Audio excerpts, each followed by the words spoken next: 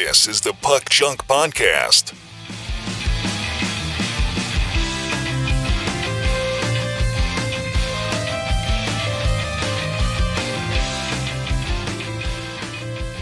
Hello and welcome to the Puck Junk Hockey Podcast. I'm Sal Berry and with me is Tim Parish. And today we're going to finally give our long overdue review of Upper Deck Series 2 for 23-24. Finally got my hands on a box. We'll talk about that.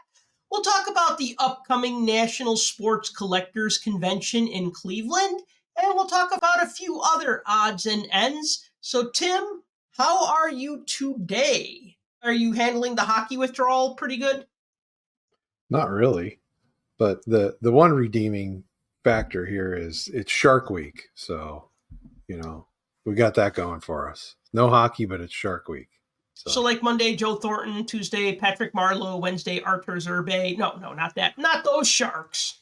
Yeah. Do you watch any of these shows ever? I used to watch Shark Week with way back, like 5-10 years ago. My girlfriend at the time was really into it. You know, all those Discovery Channel, Shark Week and Shark After Dark and all that stuff. I remember when Craig Ferguson hosted it, and it was pretty good then.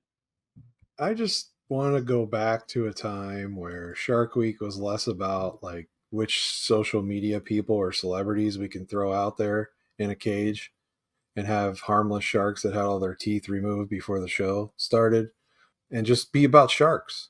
I just want it to be about sharks and nothing else, just sharks, because it's Shark Week.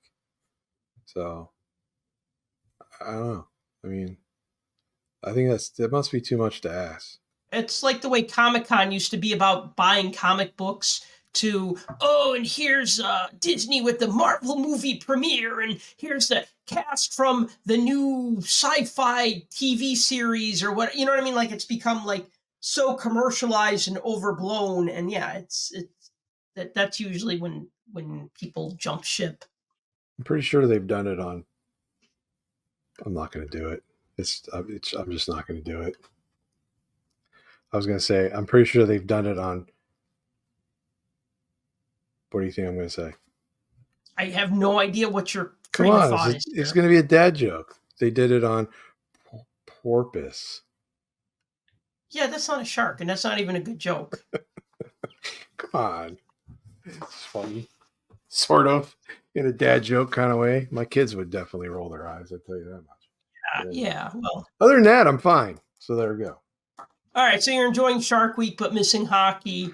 Yeah. I'm doing fine, too. Thanks for asking. I've actually had a pretty awesome week so far. I have not one, not two, but 3 articles in the new issue of the Hockey News, which... Ooh. Yeah, to be a dork who writes about cards and geeky stuff, it's pretty awesome. So I got my In the Cards article is about the new President's Choice Enforcers set, or Tough Guys set.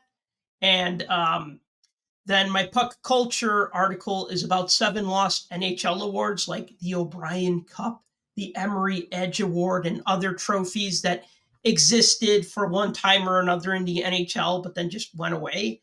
And then I have a 2-page article about collecting Connor Bedard. It's called Collecting Connor. I didn't come up with that title, but it's fine. It fits. I wanted to go with Bedard Mania, but okay, whatever. And so anyway, and it talks about like kind of like the rise and fall of his Young Gun card and just overall like how collectible of a player he's been over the past year. So yeah, 3 articles in the Hockey News, and I was a guest on a podcast called the NHL 94 Podcast. It's hosted by a gentleman named Len. He's from Toronto. He is a huge NHL 94 fan. I mean, huge enough that he does a podcast about the show. He talks to people who like win at like NHL 94 tournaments. He talks about like line combinations. He talks about like the history of the game and stuff like that. So we talked about, some of the history of the game, some of the articles that I wrote in the past for Beckett, for Hockey News, my interview with Roenick, stuff like that. So, yeah, I've had I don't say a busy week because the articles were written a while back. Just a good week to be Sal for a change. They're going to have to get more articles in there. They're going to have to rename it to like Sal on Hockey Magazine. The all Sal issue of the hockey news. I made that joke to my editor because one time I had like an 8-page article, and then I had like a 2-page article, and then I had my usual in the cards column. I said, wow, hey, how about that? 10 and a half pages. I said, I'm on my way to writing a whole issue by myself one day. Yeah, well, I think Sal on hockey, I think that's called puck junk. Yeah, so, and then I'm just gearing up for the National. We'll talk more about that later. But you wanted to tell me, I know this was big news, but sometimes I just live in a vacuum or live under a rock. It's funny, like, you'll be like, oh, haven't you seen this? It's been on social media all week. And I'm like, no, because I've been grading schoolwork nonstop for the past, 3 days or whatever. But, like, I guess there was a theft at the Dallas card show. Maybe Oh, theft yeah. is an understatement, but tell me about it. I want to know about this stuff. What's the dealio? Yeah, I'm pretty sure, theft and stuff it's just par for the course, unfortunately, when you're running businesses and stuff. And, these kind of things happen at shows, especially when you have that many people and, not a lot of security and things like that. But this is beyond that. The stuff that was stolen is valued upwards of $2 million. Yes, I said that right. $2 million.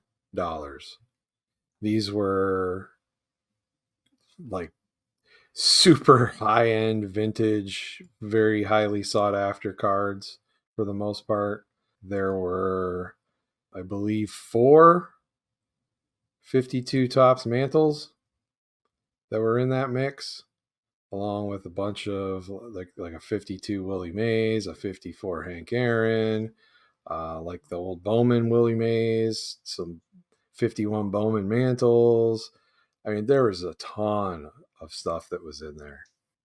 A Tom Seaver rookie that was like an SGC 10. I think the last one sold for close to 90 grand. So, I mean, just crazy stuff, a crazy amount of graded vintage. And essentially, it was a multiple person operation. It's all on video. One of the dealers was packing up his car at the end of the day. He realized that there was a display case, or at least a case, I should say, missing. On the camera, it appears it was probably one of those, what do you call them, cases? You pick the name, but one of those high dollar ticket type cases, as we call them affectionately, the bro cases. So probably padlocked and whatnot, maybe, or maybe not. I don't know. So his bro case was stolen, is what you're saying? One of them, yes. So somebody grabbed. Yeah, it was a snatch and grab, but you could see that there was distraction going on. Like there were multiple people involved. The guy on camera, there's this guy, you see him in the purple shirt, just kind of shuffling around in the background, and then he reaches under a table and he snatches one of the cases, and off he goes. But there's footage from different angles and everything else, and but again, you can see it was multiple people, like 3 or 4 people were involved in the whole thing. So, and I guess everybody that saw this guy originally, they thought he worked there, because I guess for a while he was, over stacking chairs and folding up tables and doing all sorts of things that looked like he was helping to tear down, when in actuality he was essentially casing the case. And apparently they had been walking around all show, so they knew what this guy had, and they were watching where he was putting it, and all of that kind of stuff. So, Matt, I mean, huge theft. I mean, we had one not that long ago. What was it, back in May? Like $2 million worth of cards that were sent by memory lane to that Best Western in Ohio came up missing, and police eventually found like 52 out of 54 of the cards, and it was one of the hotel employees. But I think there's enough people in the hobby that have seen this and have seen these guys that, I mean, the mobilized force of the hobby will probably find them. Because here's the thing, they're graded cards, so they're all serial numbered. So what's your choice? Put them back out on the market and try to sell them when the certs are going to show up and people are going to do the research and find it? or crack them all out of the cases and then try to sell everything raw and make some money out of it. I don't know. I don't know what the end game is but you know, taking a couple cards here and there from somebody's table versus snatching an entire case with $2 million worth of inventory, that's insanity. So this theft was all from one dealer. Yeah.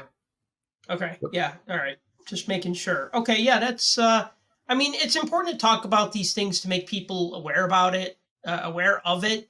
I mean, not that we can do anything about it right now, but I think when there's a theft, it's good to spread the word. I mean, even sometimes like when I do the National, but also when I do the Chicago Sports Spectacular, maybe not every single show, but every other show, I feel like somebody leaves a photocopied flyer at my table and it'll say something like, I had cards stolen. These are the cards. They are graded. These are the serial numbers or the whatever, the cert numbers. If somebody tries to sell you this card, please understand that it's stolen. You know what I mean? And here's my name, here's my number.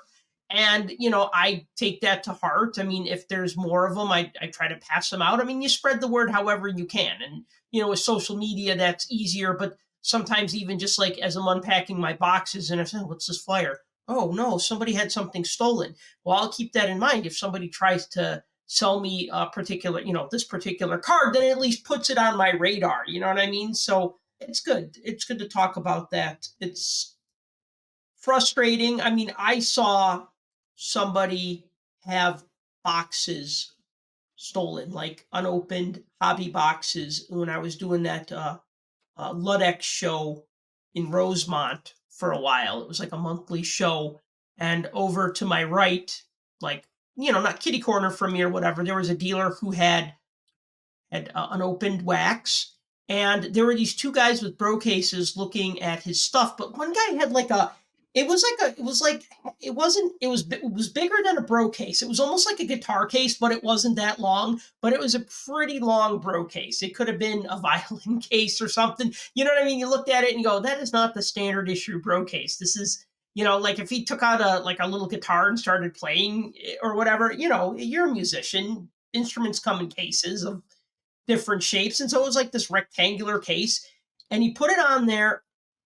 And then the dealer, when that guy left, he realized that something was stolen because he saw like some boxes were put in the wrong place. And what this guy did was he would take a box and he would steal it, but then he'd put another box in that empty spot. So that just at a glance, it looked like the table was still full.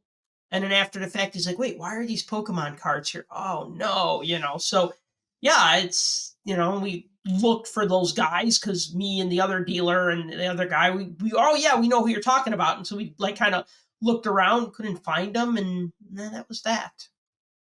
That's the thing, though. If the show's going on and all the people are in there and everything, and there's distractions all over, you send somebody up to the table, hey, can I see this, blah, blah, blah. Meanwhile, the next guy walks up, and I get it. I can understand that. But this was like the end of the show. People were packing up. They were loading everything up. They had this well planned out. So I Yeah, don't know. yeah. And especially like the planning, looking like you work here. That was something that some people said. They're like, yeah, we saw that guy. We thought he worked there. And we're like, Mm-hmm. okay. You ever, changing the subject, but not, you ever see the original Beverly Hills Cop or any of the Beverly Hills Cops movies? Yeah. Did you see the new Netflix Beverly Hills Cop Axel F? I made it about 20 minutes and turned it off. Oh, really? Okay, so I'm gonna mention the hockey reference at the beginning. They're at a Red Wings game, Yeah. and I thought it was funny because then Axel Foley goes and he sees that a theft is going to happen, and they're like stealing like the Stanley Cup rings or something from the Red Wings, or I don't know, stealing from the players. But it's funny, he walks in and then he's just like, they're like, who the hell are you? And he's like, who the hell am I? Who the hell am I? You didn't hear about the big trade with Winnipeg? I'm the new goalie. And then they pull out a gun on him, and then Foley's like, is this how you treat a 5-time Stanley Cup winner? And then they like go to hit him, and he's like, okay, guys, I'm going to level with you. I did not win the Stanley Cup 5 times. And I just thought that was funny. Like, I'm the new goalie. You never heard of me? But I enjoyed it. I watched it last night, but we could do a different podcast about movies. But I guess you just went back to Shark Week then, right? I tried to watch it. It was rough. It was just rough. Some things just shouldn't be rebooted. Yeah, no. Well, it's not a reboot. It's like a sequel. It's like Yeah, the but fifth one. it's past its prime. Yeah, no, I understand. It's like everything that was like good in the past. It's like, hey, let's do an Indiana Jones movie because we haven't done one in 25 years. And it's like, yeah, Harrison Ford's like 80. Did you see the new Indiana Jones movie? He plays a crabby old get off my lawn kind of guy. I didn't see that, but I saw the newest Ghostbusters. And if you have to watch it just on the surface of what it is and just be entertained, because if you try to look at it as a Ghostbusters movie, you're just going to be like, man, come on. They just keep doing the same cringe jokes over and over and over again. Hmm. And it's just annoying. And that's why I always say everything has a shelf life and you can't go back. Like Yeah, it's got an expiration. like Slapshot 2. Yeah, I can still watch the old ones, like the original Slapshot. I can watch it all day long. But try to make that movie now. Like, I don't think you could. I'm going to let you in on a little secret. I don't know if this is a secret. Maybe it's an unpopular opinion. Okay. Slapshot is great. Slapshot 2 is horrible. Slapshot 3 is actually not a bad movie. The problem is that Slapshot 2 was so horrible that nobody gave Slapshot 3 a chance. But it's actually decent. Slapshot 3, I'm trying to remember. Who was in that one? Was that the Junior Uh, League one? that was the Junior League one, yeah. Okay. Yeah. I think they threw the Hanson brothers back in that one too, along with Leslie Nielsen, if I remember right. Yeah, Leslie Nielsen was in that. Mark Messier was in that one too. He makes a cameo. Let's talk about the National because I'm excited. I mean, it's like as we record this, it's like a little over 2 weeks away. It's in Cleveland this year, so it's a road game for me because I'll have to travel. So, National Sports Collectors Convention in Cleveland, July 24th to 28th. You can find tickets and other information at nsccshow.com. So, I will be at booth number 700. That is like the easiest number to remember, like 700. Chris Chelios wore number 7 for the Blackhawks. So there's your 7. And then who wore, I don't know, who wore two double zeros? John Davidson, I think, when he played, or was it John Davidson or Ed Jockerman? Somebody, one of those goalies from the 70s wore the double zero. But anyway, it doesn't matter. So I'll be at booth 700. I was just going to say, I don't think they allow them to wear those anymore. No, they don't. You know why? Because did something happen where the computer can't like record when it records 00? It like wipes out the data or something. Yeah. No, it's because 0 is associated with the bench minor. And I know you're thinking, well, it's 2 zeros, but yeah, so like 0 and 00, like if you put in 00, I think it would just show up as 0. So if you're wearing number 00 and they type it in on the scoreboard, I have limited experience operating hockey scoreboards for my then girlfriend at the time, now my ex girlfriend from like way back when. But like she played hockey, they needed a scorekeeper. I was a scorekeeper for a few games, and it was an interesting experience because let's see, I've played hockey, I've been a scorekeeper. Now I just need to referee and drive the Zamboni, and then I could say I've done it all, right? You need to be an e-bug still. An e-bug, right? But yeah, so you put in 0 and it's a bench minor. So it is a computer issue. Yeah, kind of, but it doesn't like reset. You make it sound like it's rebooting your iPhone to factory settings or something.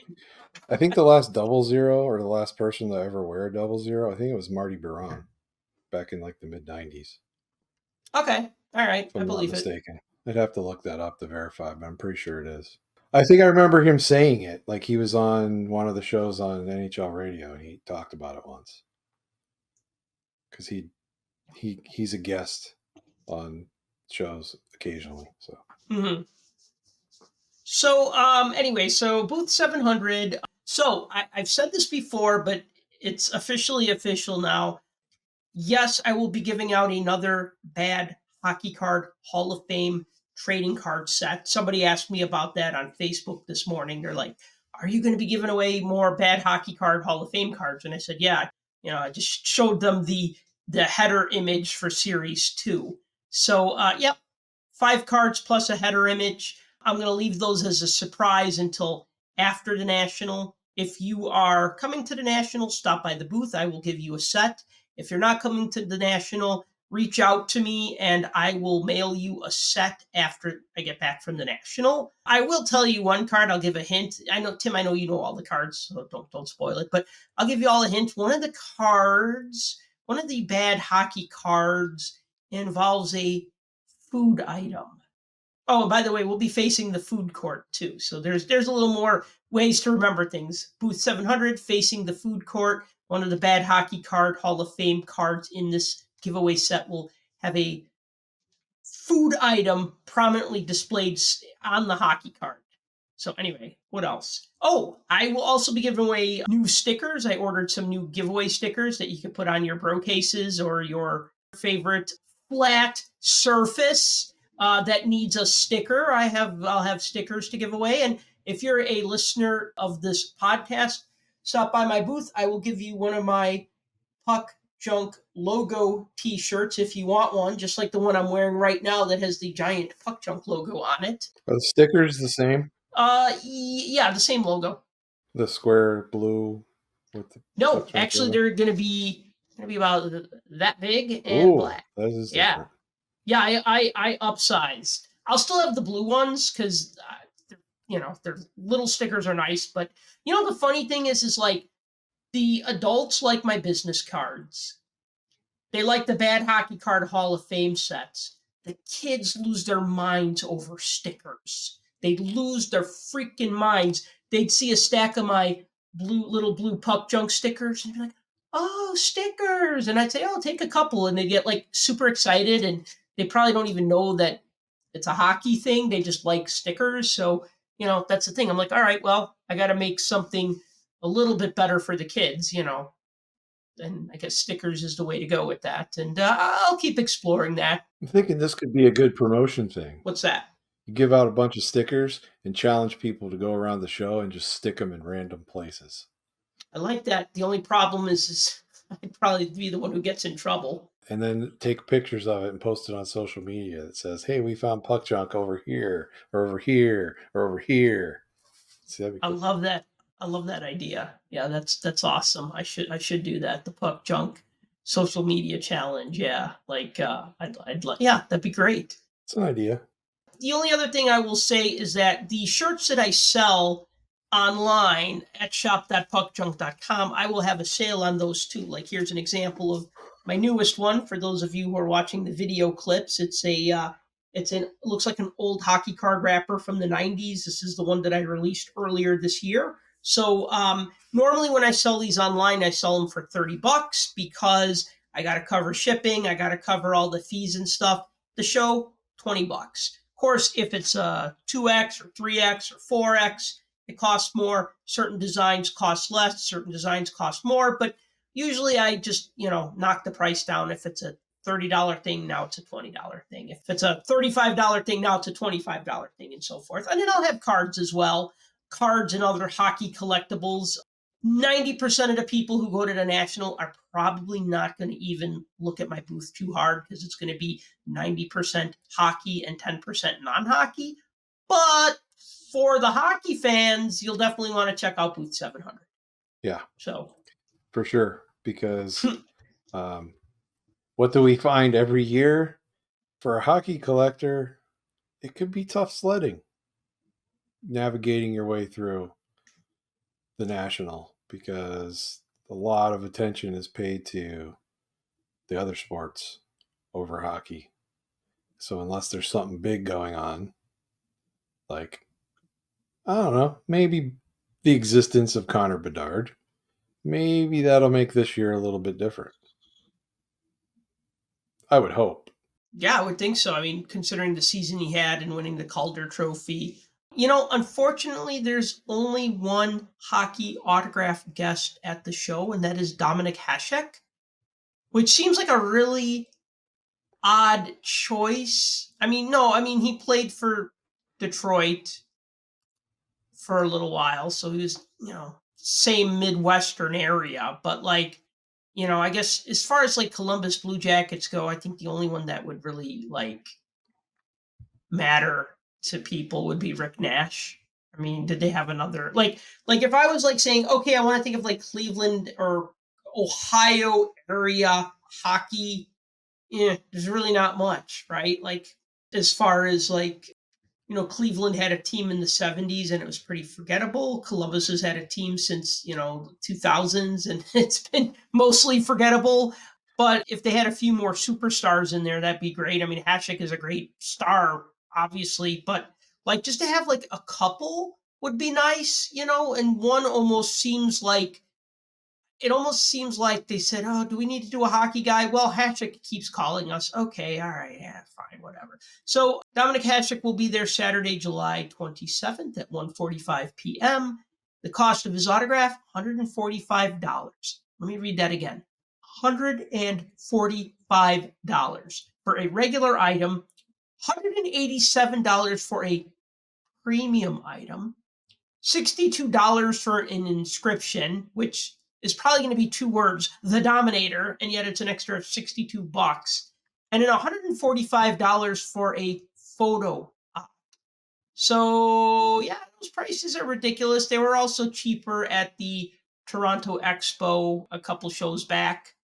But yeah, I'm a little bummed that there's not more hockey guy, at least a couple, because it's not just about Ohio. I mean, it's also about Chicago and about Michigan and about Wisconsin and about Pennsylvania and other states that I don't know my geography well enough to know what borders who or where or whatever. But I know I had a friend from close to Columbus, but she told me, she said, this is a friend from work, not any friends that you know, but she said, no, we grew up as Penguin fans because we didn't have the Blue Jackets. And Pittsburgh was our closest NHL team. So we were Penguins fans. And when the Blue Jackets came in, it was just like, that's okay. We have the Penguins. We're loyal Penguin fans now. So I don't know. I thought that there'd maybe be a little bit more.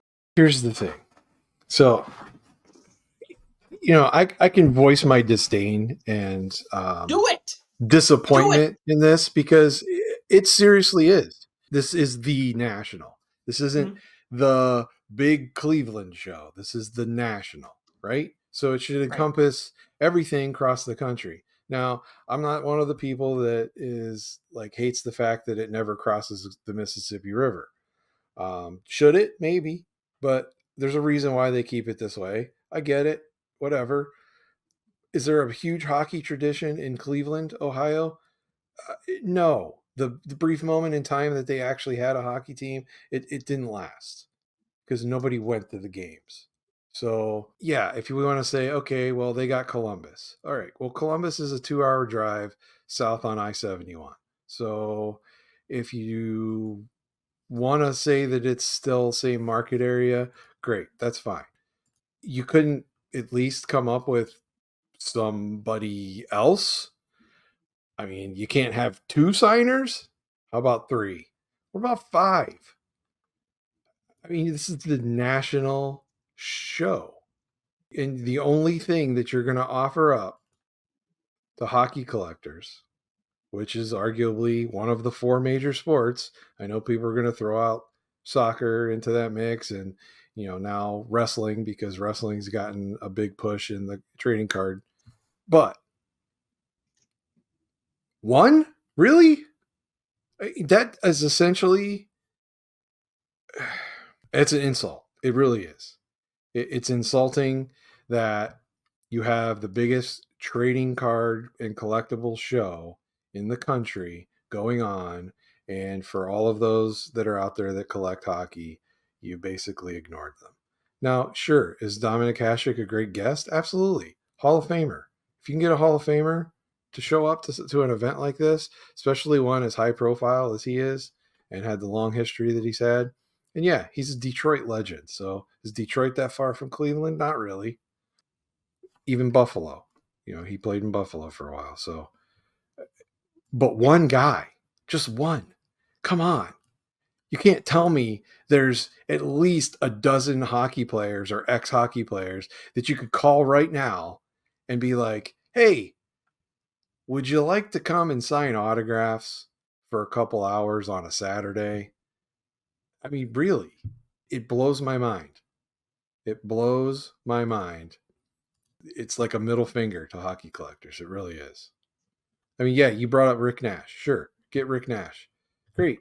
Who else was a Blue Jacket? I mean, heck, Sergei Fedorov was a Blue Jacket for 5 minutes. I mean, that's another Hall of Famer that you got on the mix. I mean, everybody forgets that Artemi Panarin, one of the great goal scorers in the current NHL, was also a Blue Jacket. Maybe he didn't leave under the best circumstances, but besides the point, you couldn't get anybody.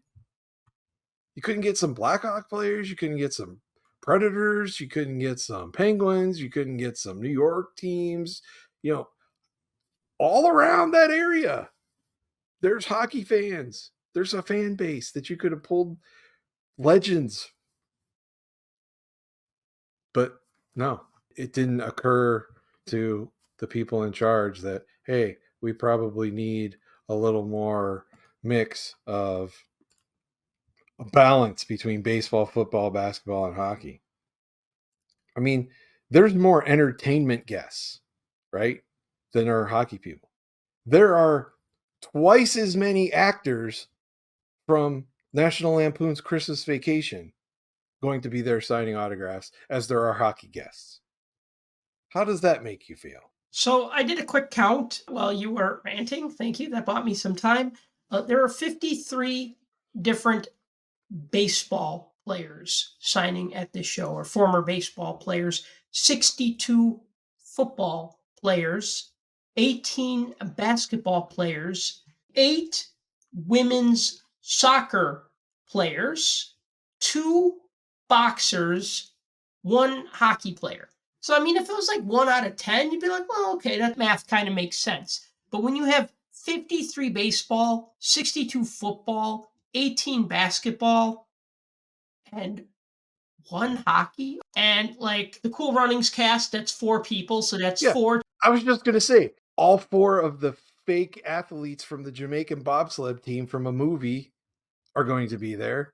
That's 4 times the amount of hockey people. Yeah, and Jerry Lawler, who does a lot of these shows lately, and then the guy who sang the Pokemon theme song. I must have missed that one. Ooh, I'm getting my plane ticket now. That's okay. Well, yeah, and he'll be signing every single day, I'm sure. So he was at the Chicago show in March, and he was signing like every single day. Yes. So if you're looking to get your Griswold Blackhawks jersey autographed by Chevy Chase and Randy Quaid, this is the time to do it. But if you're looking to get any other Blackhawks jersey autographed, forget it. Is essentially what we're telling people. Well, I mean, Dominic Hasek did play for the Blackhawks. Just saying. Just saying. Nobody alive that's going to the show remembers that. What are you talking about? Everybody remembers that. I'm making a joke. Yeah. I'm making a joke. It cuts, man. The fact that there's only one hockey guy, that is a joke. Now, I will say this really quick. Upper Deck, of course, is going to be there, and they're always a big presence at the National. Last year, they had Joseph Woll, the goalie for the Toronto Maple Leafs, signing free autographs at their booth. There is a good chance that they might have a hockey player signing at their booth one day at the show. I mean, I know like last year they had like a wrestler and they had Woll, and they might have had like one other guest, if I remember. I can't quite remember now, but like they make hockey cards, and I believe that they'll bring somebody in. I remember hearing that.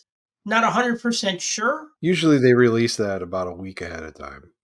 So we still got a little bit of time.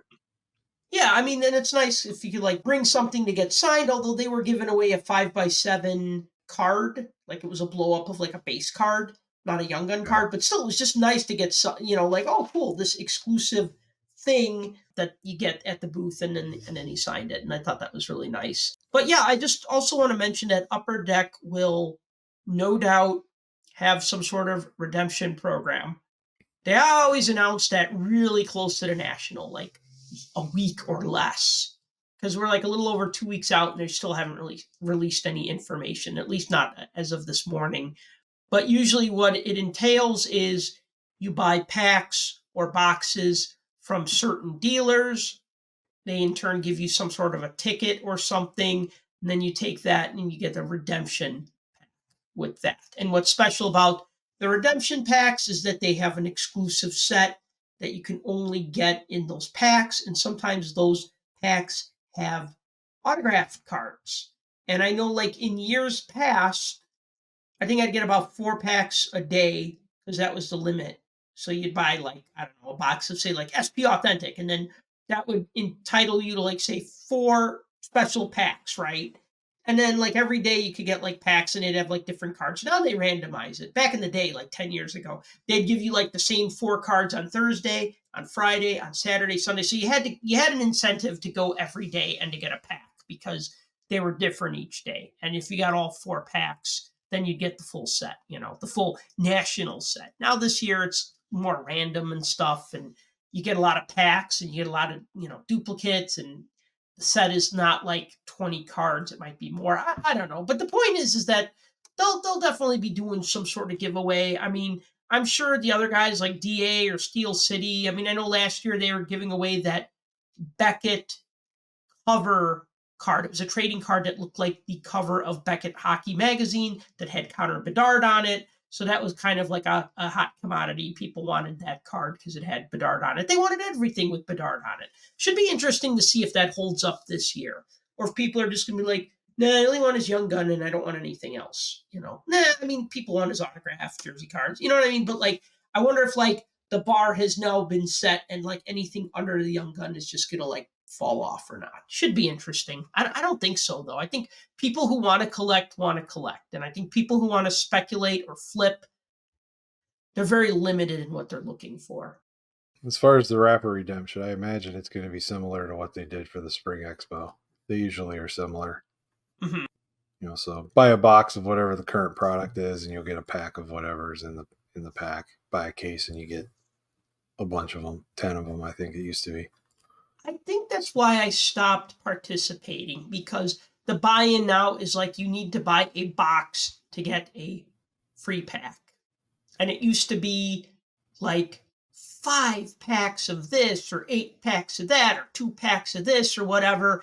And it was just like you could buy a box or 2 boxes and get a bunch of packs. And now it's like you buy 1 box, you get a pack, you open it up, you're like base card, rookie card of some guy who plays for Columbus. Yay. And then you go, wow, I'm so glad I spent $100 so I could get those 3 cards that are worth 50 cents each. You know what I mean? Like, you could get an autograph. It does happen. I feel like it happened a lot more back then than it does now. Yeah, it was certainly easier to get because you got more to pick from. But more packs, yeah.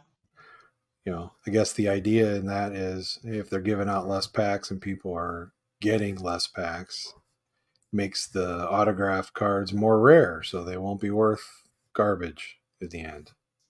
Who knows? Yeah, I don't know. So, anything else about the National before we move on to our discussion about Upper Deck Series 2? Well, I know everybody's waiting for us to go through like, oh, here's your tips and tricks. Wear comfortable shoes. Bring a bag. Give your own water. No, we're not going to do that. We've been around too long, and there's too many ways to do things. What's the old saying? Multiple ways to skin a cat. Look, Yeah. Go to the show, enjoy yourself. If you're going for one day, go for one day. If you're going for all 5 days, great. Plan it out. You can see everything if you go for all 5 days. If you're there for one day, just know what your limitations are. You always want to make sure you stop by some of the corporate booths just to check out what they're doing, see what things are going on. As most of our listeners are hockey people, you definitely want to stop by the Upper Deck booth, but don't sleep on the other ones because you never know what they're going to have. Leaf will have a booth there.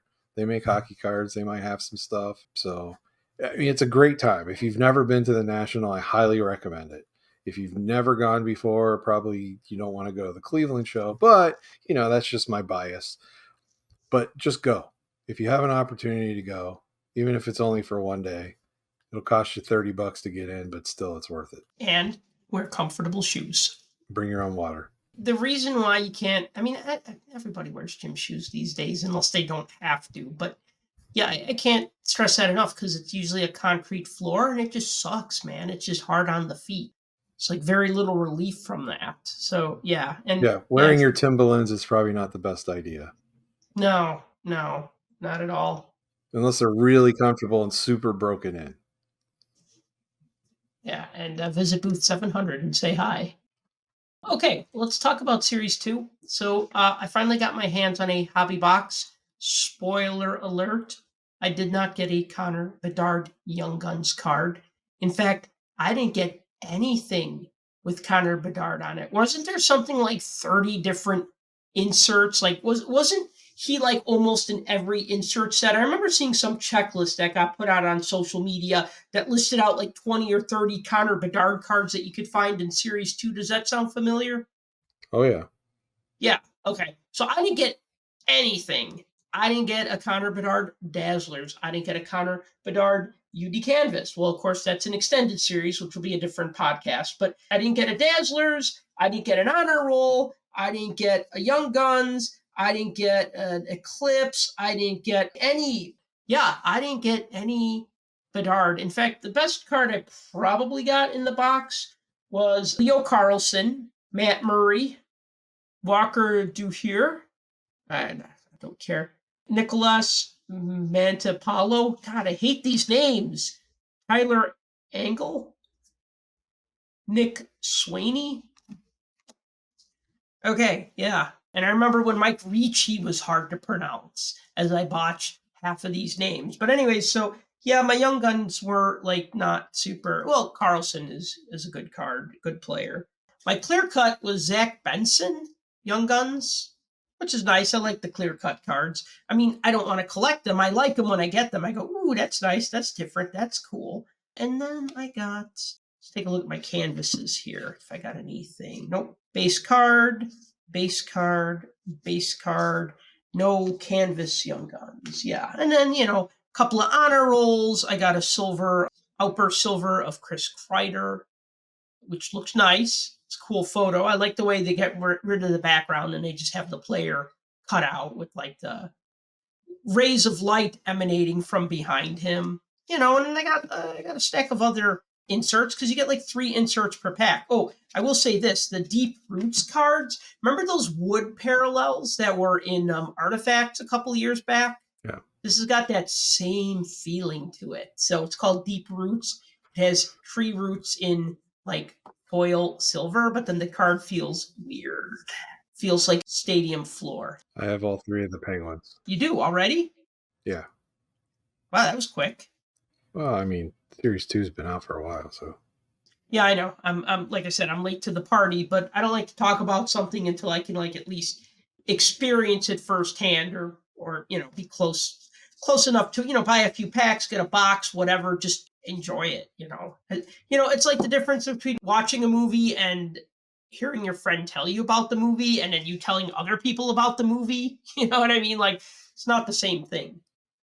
Yeah, so box prices were around $330 for a hobby box. Now they're down to about $290 for a hobby box. Of course, the blaster box prices haven't fallen as dramatically. I mean, I guess that's what from $330 to $290, so that's like $40. So that's like a 10%, 15% decrease in price. One thing that really annoys me is that Upper Deck Series 1 on ePack was $11.99 a pack. Upper Deck Series 2 on ePack is $19.99 per pack. Why? Why is a Series 1 $12 on ePack, but a Series 2 $20 on ePack? CB98? Yeah, this shouldn't matter, though, because they sell the cards. Oh, it matters. It should not, though. It matters because market dictates price, and people are willing to pay more for the chance of getting a Bedard. You couldn't get a Bedard in Series 1, except for that random draft pick card. Right. That plummeted from the time that it was released till the time that Series 2 came out. Yeah, it's like a $300 card now. Yeah, exactly. But you still have the opportunity to cash in on the $1 million bounty, which is only available through Series 2 backs. So they can charge more because they're going to get more interest in it. The thing is, now that Series 2 is out on EPAC, what happens to secondary market? Traders. Absolutely. Because you flooded a platform that has direct access to a marketplace, and people can instantaneously put these things up and make them available. So we've already seen what the Young Gun has done going forward since its original release. Now we have all of the parallels. We've seen a lot of the Outburst Silvers pop up. We've seen a few of the Outburst Reds, but that gold one still hasn't been claimed. So if it's been pulled, we haven't really heard about it yet. And I think that's what's driving it. The market is dictating it. People are willing to still pay $290 for a hobby box. They're still willing to pay $50 for blaster boxes. They're still willing to pay, $20 for a pack on ePack, where they don't have to deal with the cards and still have a shot at getting the Bedard. So Now, I thought this was interesting. You gave me a little quick math before we recorded.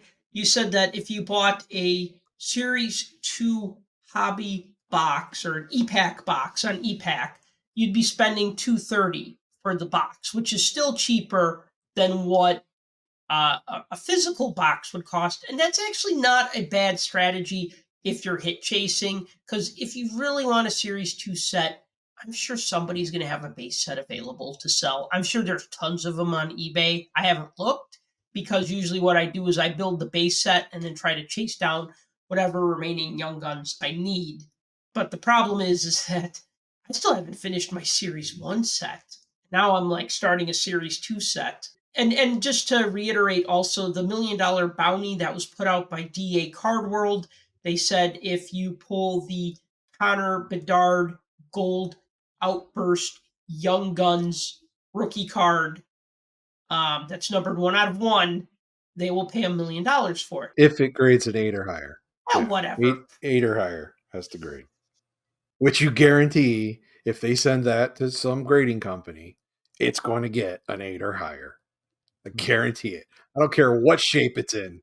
Dude, I'd love to just have that card, wear it on like a string around my neck, like Logan Paul with his Pokemon cards, and like go up to like KSA and be like, "Hey, you want to grade this? Oh, hey PSA, hi, you want to grade this? Oh, hey BGS, what's going on? What can you do for me on this? I mean, PSA here says that they won't charge me based on the value of the card. That's the funny thing, is that a lot of these grading companies were willing to grade the Connor Bedard Easter egg card for free because they wanted to have their label, their slab on that card.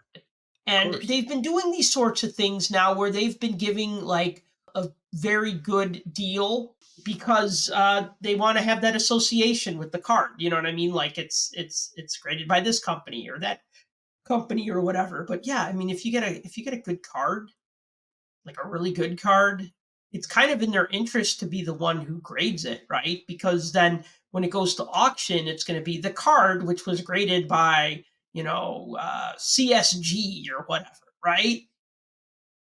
That's just interesting. Just an interesting thought. As we sit here right now, based off of the major grading card companies, PSA is obviously the leader because all the fanboys have jumped on board. And, we were talking about this earlier. Just and I'm going to say the word, the base Young Gun. I know how much you love that. PSA's already graded over 9,300 copies. So if you go out and look at Beckett's got another 752. So over 10,000. Over 10,000 now of just the regular Young Gun have been graded. 10,000. Like, wrap your head around that for a second. For a product that was released 3 months ago? Mm-hmm. Early March. 10,000. That's crazy.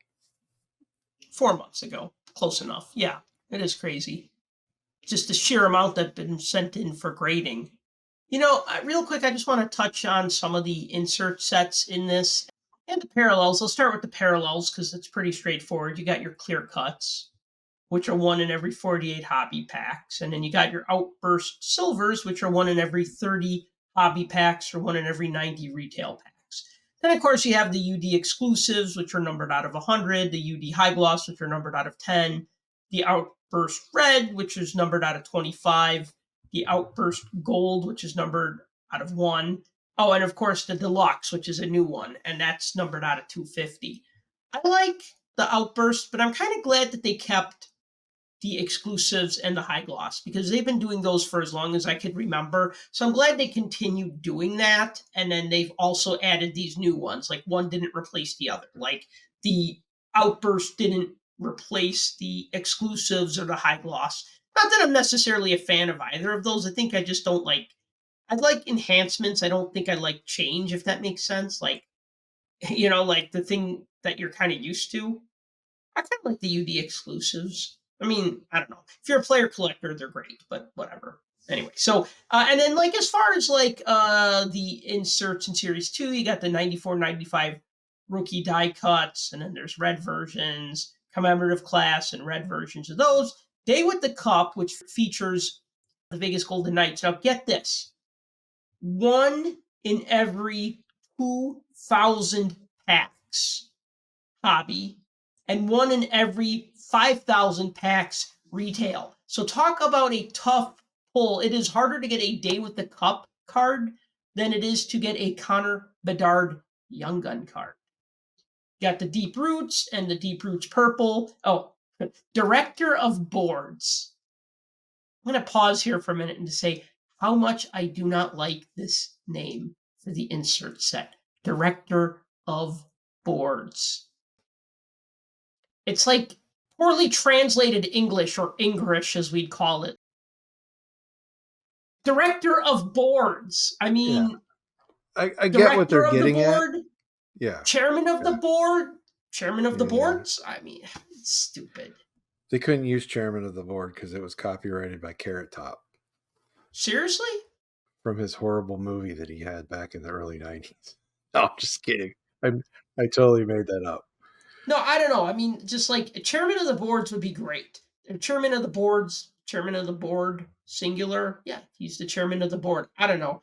But I understand what they were trying to do. I mean, look, we used to have back in, early 2000s, lots of sets that would come out that would feature all the, the goon type players, the guys that were more fighters and that kind of stuff. And those went away for a while because the NHL wanted to like kind of, I don't know, spruce up their image a bit. So a lot of the manufacturers quit making those types of sets. Last few years, they've been coming back, and this is one of them. Because you look at the checklist there. I mean, honestly, you don't expect to see a checklist for an insert that's got players like AJ Greer and Zach McEwen and Patrick Maroon and Sam Carrick, guys like that. You don't see inserts of them in other products because that's really what they're going for. I agree they probably could have worded this a little differently.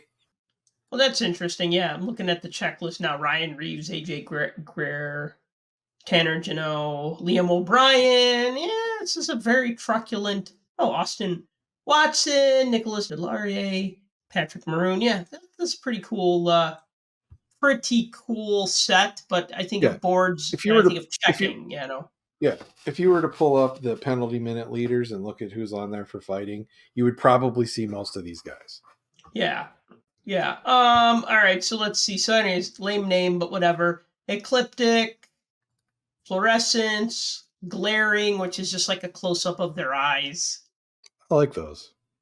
I like the glaring. They're interesting. Yeah, they're interesting. I'll give it that. Yeah, I kind of like those too.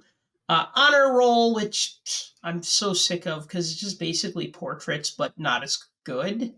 Instinctive monster season, which is focused on Connor McDavid's epic season from 22-23, NHL Firsts, OPG Glossy. PCs is interesting because it tries to look like kind of like a video game where they put like a circle around the player's feet.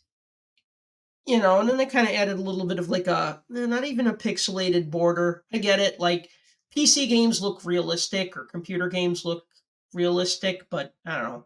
Kind of hoping for that like old school video game, like even if they made it like a star, like NHL '94 or whatever. And then there's also like the PC's Sparkle version, which is like all pixelated, which is kind of neat because it kind of has a little bit more of that video game feel to it. See, it's interesting you said this looks like the video game because I took this to be like the ESPN television broadcast because this is what they do. They put a circle around the guy and then they put the little name header with their position above their heads with the little word bubble. Like they're about to say something. Yeah, my aunt was talking about that the other day, and she's like, "I hate that." I'm like, "Why?" She's like, "Because the little names over their heads don't keep up with the players. Like the Nope. players move, and it's like the word bubbles are like they take a second to like catch up with them, and so she finds it distracting. I like it for instant replays. I don't like it for real time. Because that's a function you can turn on. You can watch the game like that if you wanted to. Really? Oh, on ESPN Plus, they have ability certain games they'll broadcast where you can watch it like that with the stat thing on it. It's so weird and bizarre. It's just strange. Yeah, I don't know if I really want that. Like I liked the glow puck idea back in the day because the puck was harder to follow because of the way TVs worked back then, getting into scan lines and 3-2 pull down and junk like that nobody really cares about. But if you have a little bit of a technical inclination, you'd be like, "Oh yeah, that kind of makes sense. I could understand why the puck would disappear for a few seconds if it's moving faster than the TV scan lines can refresh. So having that little blue glow, even like when it was like in the near boards and you didn't actually see the puck, but you kind of knew where it was because that's where the players were looking. So I like some of that augmented reality stuff. I think they've just gone overboard with it with the ads on the ice, the ads on the boards. I kind of like when a player shoots the puck and then behind the net it shows how fast the puck was shot. I like that. And I like when they have the penalty countdown clock superimposed on the ice right by the blue line. I like that too. I like those kinds of things because you're looking at that and you go, "Oh, minute 8 left in the power play," or "Ooh, that was a 95-mile-an-hour slap shot." You know what I mean? And it's not like taking away from it. It's just kind of like a little enhancement. But yeah, the little nameplates or whatever name tags, kind of silly. Yeah, and that's one of those things I always go back to. That's not for us. That's not for the hardcore hockey fans. It's not for the people that watch all the time because we don't need that. No, but I won't stop watching it because of it. Like people who get so bent out of shape over things like, "Oh, I'll never watch the NHL again because the players have rainbow tape on their sticks," or "I'll never watch the NHL again because they have ads on their helmet." No, you're still going to watch it. I'm still going to watch it. I think those ads are terrible. I'm still going to watch it though. I'm not even going to kid myself. Thank God TNT got the Stanley Cup Finals back because I almost considered stop watching it with ESPN. Oh my god, I remember they were like late getting to the game because they had some MMA tournament that was like didn't finish in time. It finished at like 7:10. So I'm like pacing around. I'm on Twitter. I'm like, "Where's my game? This is terrible. There's UFC on where there should be hockey right now." And then it's like I can almost hear them in the control room saying, "Thank God this game ended at 9:59 so that we could start Sports Center on time. Let's talk about college basketball." Well, they did talk about hockey, but yeah, the TNT pregame, postgame, intermission reports, hands down the best. Here's the thing I like about that. I like about that because you say they did the pre-game and post-game and all that all better. Perfect example. When the show would start, it started when it started. And when the show would end, they couldn't wait to get to the next show and shut hockey off. On TNT, there's so much pregame and postgame that half the time the guys run out of things to talk about. You ever notice that? And by the end, especially in the postgame show, it's like everybody's tired. They're just rambling about silliness, which makes it even more awesome to watch. You don't get any of that on ESPN. That's when you get like Bowie giving Paul Bissonnette a pie to the face. and stuff like that. I mean, that crazy post game stuff. That's fun. It's entertainment. It's meant to be fun. People take sports way too seriously. It's supposed to be fun, and they make it Hands fun. down, way better broadcast, but we could make a whole show out of the differences between the two Oh, of them. we did. We did have an episode about that after the first season of the split from NBC Sports, and we talked about how much better we liked TNT, and we haven't strayed from that opinion. Absolutely not. Getting back to hockey cards, there's also population count, portraits, UD canvas, and this I didn't know existed until I did my little bit of research on it. There is a White House card. They call it White House. It's Mark Messier holding the Stanley Cup with President Bill Clinton back when the Rangers visited the White House in '94. And that is a Series 2 EPAC exclusive. And, the timing is great because it's the 30th anniversary of the Rangers winning the Stanley Cup in '94. I saw that and I'm like, oh, that's cool. Like a day with the cup, but like from like '94. Have you seen one yet? Only what I saw on trading card database. Okay. Well, if there's a picture of it, somebody must have one.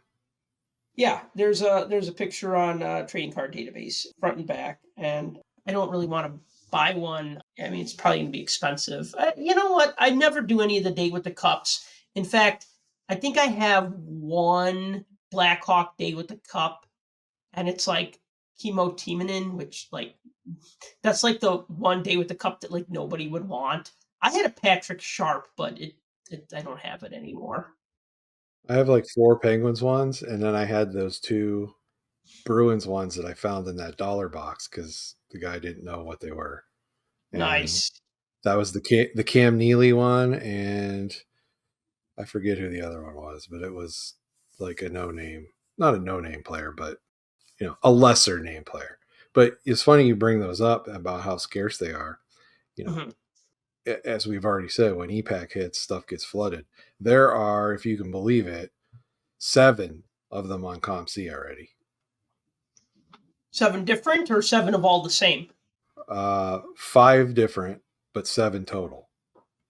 Oh wow. So Okay. I think the Alec Martinez one, it has him surfing. Mm-hmm. There's 2 of those, and there's 2 of the Keegan Colasar ones. Okay. And then Riley Smith, Jonathan Marchessault, and Brett Halden are all out there too. So, which is interesting because now that we speak, Riley Smith's no longer a Vegas player. Marchessault was traded. Alec Martinez is gone. Yeah. So, like most of these guys aren't even with the team now. Yeah. Easy come, easy go. I think I've said this before, and I'll say it again. I think I said this when we talked about Series 1. I do like the new pack configuration. I think it was always depressing when you bought a pack of cards. Well, now they're like $12, $20 a pack, whatever. But it was depressing when you'd buy a pack and you get nothing but base cards. That just sucks, man. I'm sorry. You'd buy a box of Upper Deck Series 1, and yeah, you get 8 cards per pack, and you'd be like, 8 base cards. That sucks. Not that actually only happened with the retail packs. The hobby packs always had one insert per pack. It was either a young gun or a canvas or something, but it definitely makes it a little more exciting that you get 3 inserts per pack. Yeah, it's just exciting when you get a lot of inserts in a pack. Although most of these inserts will probably end up being 27 cents on ComC. Just give it time. Just give it time. Yeah, I mean, I like the new pack configuration. I like the base design well enough. I mean, it looks like Series 1, obviously. 5 lines of stats, which I think is a little lazy, but I understand why they're doing it because they can't really figure out, oh, this guy played 15 years. What do we do? Like how many stats do we include? And I still like the portraits cards. And fortunately, Series 2 continues the portraits. I just finished my Series 1 portrait set. I went on ComC and scooped up like the last 5 that I needed for like 33 cents each or something. It was a bargain. You just wait long enough and the price goes down. You'll be able to get most of the rest of them too for about that same price, except for Yeah, the other Bedard, than of the course. Bedard, yeah, but that might go down to like maybe one day it'll be like a $10 card. I don't know. I remember when I put together the portraits set from 1516, and that was like 100 cards, I think. I think it was like 50 Series 1, 50 Series 2. And I think I paid $6 for the McDavid, maybe $2 for Eichel, and everybody else was like 33 cents. Like I built that set for like $20 or something, or something, $20, $30, whatever.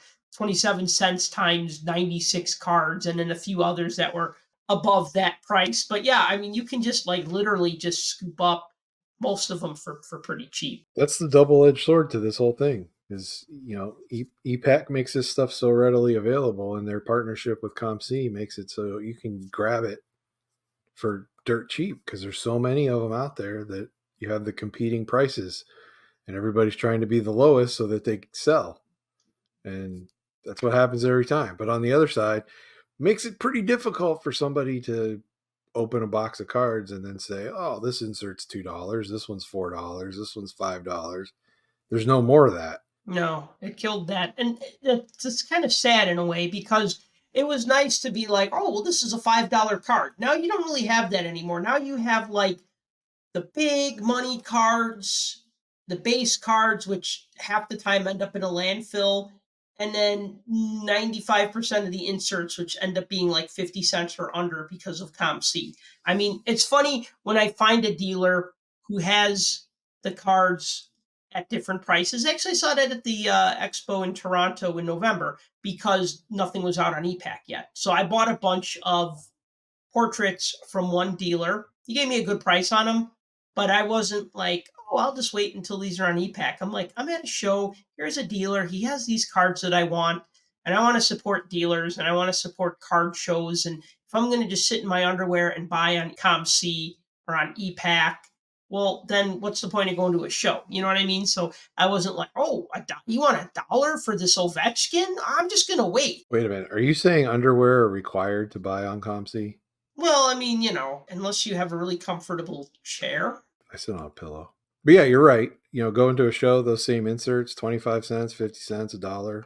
I get it. That's fine. I don't have a problem with that. Look, it depends on the insert. If I'm selling at my table, 90% of my inserts go in my 3 for $1 box. That's just what they are. They're just 3 for $1 cards. I mean, what's ComC? 27 to 33 cents for so 3 for $1, right? And then if it's Crosby, buck or two, McDavid, dollar or two, certain players, no one's going to be like, oh, I don't want to pay $1 for this card. They're going to be like, oh, cool, that's a card of a player that I like, and it's only $1. The people who really know EPAC, I mean, yeah, they're going to be like, I'm not going to buy these for $1 when I could get it for 27 cents. But, and I think that's okay too. You know what I mean? Like if it's a player you like and you just buy it and you're done with it. There's room for all of us out here. Absolutely. Absolutely. So any last thoughts about Upper Deck Series 2? Other than there's a lot of Bedards that have been graded? Yeah, I mean, that's my biggest thing is that was the draw to this. And we all said in the beginning that there were going to be a ton. And there's a ton. How many did you say are graded now? We're over 10,000 between the two, between PSA. Well, how many PSA now? Just PSA by themselves, they're like 90. What do we say? 9,300. Okay, because when we talked about this a week or two ago, when I was revising my collecting Connor article for the Hockey News, it was 8,450. And when I talked with the PSA guy back at the end of May, it was 6,400. So it's jumped from 64 to 84 to 91. I mean, it's just out of control. PSA's graded 2,900 more since May, based off of that speculation. And you add the Beckett, the 750 some at Beckett, we're over 10,000, just those two companies. I didn't look at the rest because they're probably minuscule compared, but I mean, just 9,300 at PSA. That's an ungodly number because it's only July. Okay, now hang on a second. Let's just say, okay, March 6th to April 6th, May 6th to June 6th, So March to April. Let's April to May, May to June, June to July. So it's like 4 months. So we'll just say 100, and we'll just round up. We'll say 140. And you said how many? 9,100. 93 right now. Just PSA. I don't Yeah, want to yeah, deal with it. 93. There's 93 at PSA. Okay, so 9,300 copies of the Bedard Young Gun have been graded. And we're going to divide that by 140 days. That means they are grading 66.4.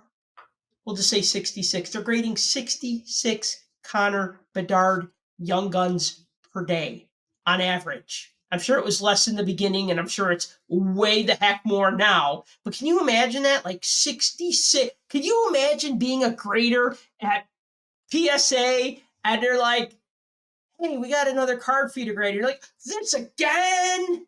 Another Bedard? I mean, that's like when like, you do the same thing over and over and you go crazy, right? Like, oh my God, I can't stand it. And then I closed my eyes and I just saw another Connor Bedard card, and this one had perfect edges, but this one, the corners wasn't so great. And then I woke up in a pool of sweat screaming, no more! give me some vintage to grade, right? Oh You my want to take God. it you want to take it a step further? Think about Always. this. There's 50 young guns, right? Because you got to count the checklist. So there's 50 Yeah, young yeah, guns. yeah. Okay. You get 6 in a box. Yep. So roughly you should be able to pull every young gun in just under 9 boxes Mm-hmm. based off of that, right? So if you're saying they're grading 66 of these a day, right? 66 a day, and it takes 9 boxes to get a Bedard. I mean, there's your math right there. It's like 550 boxes had to have been gone through to get that many to grade in a day. So now that they're at over 10,000 between those two companies, good Lord. How much of this product is out there? You missed your opportunity to say over 9,000 and do the Dragon Ball reference, but okay. I don't know what that is. How many? Oh, it doesn't matter. It's over 9,000. It's just a joke. But seriously, I mean, there's I don't want to say this is Junk Wax 2.0, but it might be Junk Wax 3.0. Well, when was 2.0? Last year probably. 2020 Each forward, maybe? each year's going to be the next year's 4.0. Going to all stand on its own because there's so much. Yeah, and you're getting just a glut of these inserts that no one's going to want. So I say no one. I like inserts, but I feel like there's too many of them. When it was like team scoring leaders and you go, oh, 21, cool. That's a manageable number. That's a couple of extra pages at the end of my set. But when it's like, here's 100 portraits, and here's 100 dazzlers, and here's 100 dazzlers in pink, and here's a dozen or 100 population counts, and here's 100 honor roll. And just you could fill a whole binder with just the inserts, and it stopped being fun. It was only fun when it was like small sets that were very targeted, and when you do honor roll, it's just like here's a bunch of random players. I mean, most of them are really good, but still, it's just like it's not the same as like if they did one that was just enforcers 9 cards and did one that was like 9 cards of like e-bugs or something. Well, and we talked about some of these when we did Series 1 because some of them are continuations of what they always had. I like this year's Dazzler design. I think it's better than what it was last year. I do like the Deep Root set, but you're right. Do we need Dazzlers? Probably. Do we need Dazzlers blue, black, green, orange, pink, and red? I don't know. I mean, yeah, some of those are EPAC ones, but still. Do we need 7 different versions of Director of the Board? Or Director of Boards? Sorry. Director of boards. Yeah. Do we need, 5 different versions of the fluorescent? I don't know. Does there need to be that many of each of them? And I get it if you're making some of these as achievement cards for combining the ones on EPAC. I get that. But we're talking just pulling some of these right out of packs. There's the gold variation, the red variation, the blue variation, the green variation. It's like, wow. You get inundated with this stuff over and over and over again. You get beat to death with it. I get it, but I mean, it is what it is. Even canvas now. It used to be canvas was like the really cool thing. Now there's canvas, and there's canvas black and white. And there's printing plates for all the canvas now that are like achievement cards, I guess. One thing I will say about the achievements, I do like the 92, 93 star rookies because it's a throwback. But they're kind of cool looking. I did see a couple of the Bedards. They're pushing like 350. So, but again, those are an e-pack item. So those won't be in hands super quick. I mean, I know you could rush this and rush that, but yeah, when it's e-pack, it kind of takes a little while for it to get from the interwebs to the physical realm. You want to hear something funny about a rush order? Sure. My last ComC order that I put in, Mm-hmm. if I would have done the rush, like the quickest rush where I would get it supposedly in a few days, Mm-hmm. yeah, $1,800 it would have cost me. Oh yeah. All right, we're on the topic of ComC, and we got to end this show. But I'll say this, yeah. You know what? I made the mistake of I had cards that I wanted to get before the National, and I looked, and it was like shipping was like $13, and I'm like, oh well, if I'm going to pay $13 shipping, I'm going to throw a few more cards on this order, not knowing, because I'm naive here, right? So then I go, all right, you know what? I'm going to buy some more ComC credit because I might as well just fill out and finish my 23-24 MVP set, my 22-23 MVP set. Oh, here's every single card I need from 21-22 Fleer Metal for 27 to 32 cents each. So I'm buying all these cheap cards, and then I go to ship, and it says $90 to ship like 180 cards or something. And I'm like, what the happened, right? And then that's when I realized that then they charge you per card. It's like they charge you a rate and then they charge you per card. So then I ended up emptying everything out and then just selecting the cards that I was going to have sent to me in the beginning, and then just like a few other ones that I need to fill out some sets that I'm going to bring to the National. But like, yeah, dude, how much did you say? $1,800? Yeah, economy shipping was $8.99. Yep. But for the fastest shipping, it was like $1,800. And for me, this was the middle of the road shipping, and it would have been $90. Yeah, my middle of the road was about almost 700. Was my middle of the road. Fees. Yeah, I didn't even look at the like. I was so sticker shocked by like it was like you have enough credit to send these cards for $90. I'm like, no, I don't want to click anything by accident, right? And I was like very carefully like moving my mouse, and I'm like, okay, gotta go back here. I gotta remove all these cards from the shipment. Then I felt stupid because then I bought all these cards, which I needed anyways. But now those are back at ComC, while the rest of the cards that I wanted, the 20 or so that I really needed, were shipped. So that's why I'm always like, oh, $8.99, and I'm not going to get them till September. Fine by me. Fine by me. Yeah, exactly. All right, man, I'm tapped out. This was a good episode.